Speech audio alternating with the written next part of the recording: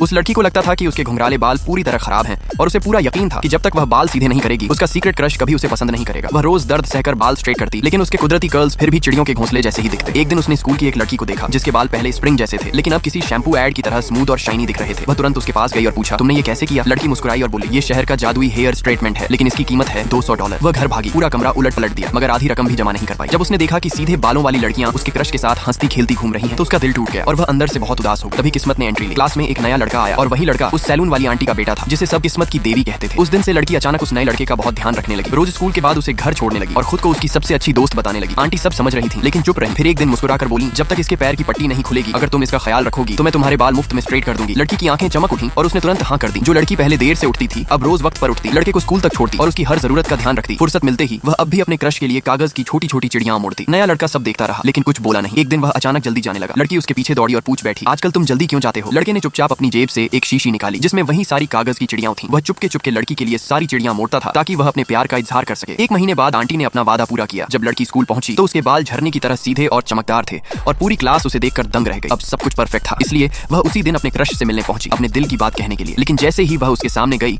उसके दिमाग में उसके क्रश का नहीं बल्कि उस सीधे साधे नए लड़के का चेहरा उभर आया।